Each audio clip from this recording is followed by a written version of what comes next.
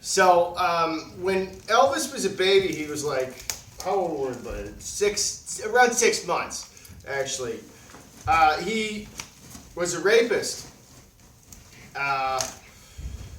And the way this came about was, I got him as a gift. Where you going, Bobo? Didn't you meet?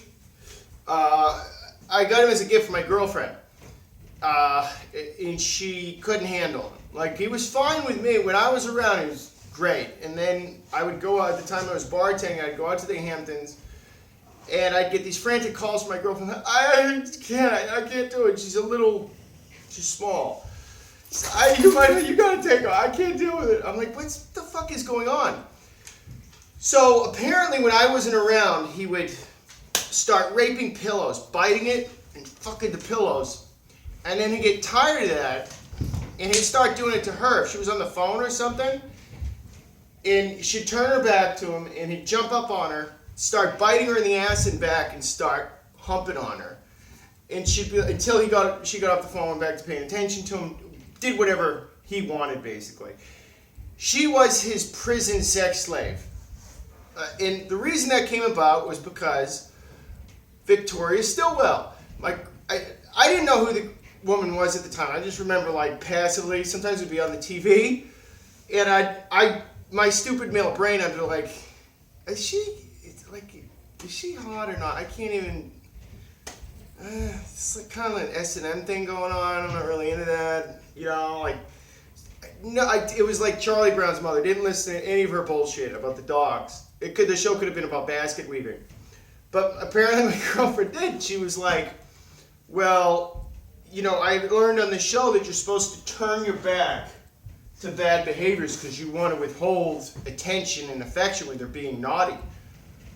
I said, why don't you just kick him instead? I was like, he's raping you, you know? And she was like, well, no, I don't know. It said on the show that's what you're supposed to do, so I'm doing it. I don't think that's a good strategy. Like, he really is literally trying to rape you. So, anyway, God knows how many people's lives she's fucked up like that. I was like, stop doing that. Just throw him off you, whatever. Be aggressive with him. Like, you got to be really assertive as a female with a dominant male cane corso, especially if you're small. And, you know, so now he has to go door to door and register and let all the neighbors know that he likes to give, he calls them body promises. And that's embarrassing for me, for everyone involved. But he doesn't seem to mind that much. But that's called negative punishment. It's a withholding of a reward. Okay, basically, you take the reward away. Oh, you don't get a treat now because you're naughty. Leerburg stresses this because they want their fucking show dogs, competition dogs, to be all, they don't want to diminish their confidence. Meanwhile, a lot of like competitive obedience and protection sports dogs are fucking basket cases. No, they're in the kennel all the time. They're like basically very similar to show dogs in the sense that a lot of show dogs are just behaviorally nightmares. Anyway, I think that's a big part of the reason why. Leerburg stresses it.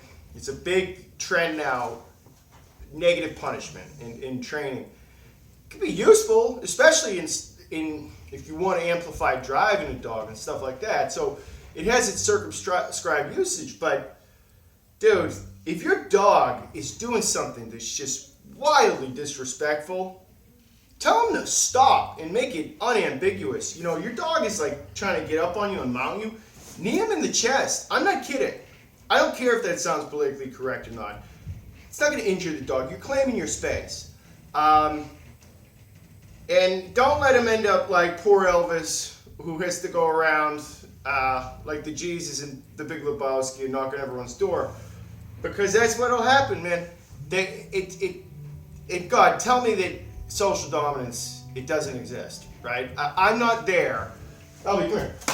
I'm not there, and he's raping her, and then I'm there, and he's like, "Oh, hi." He's like a little Catholic schoolboy. Give me a fucking break. Look, keep it unambiguous with basic obedience, behavior modification, black and white. Praise, positive reinforcement, whatever. When they do something right, when they do something wrong, say no and correct them. All this withholding of the reward, negative punishment bullshit, it has its uses, but for your average dog owner, it's not very relevant. And with stuff like that, it isn't at all. Victoria Stillwell is just a filthy human being, just a horrible person.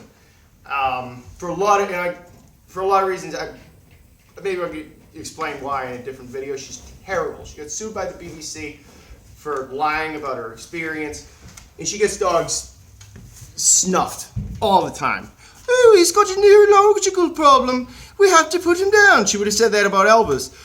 Could we tell him not to rape first? Maybe you should start with that.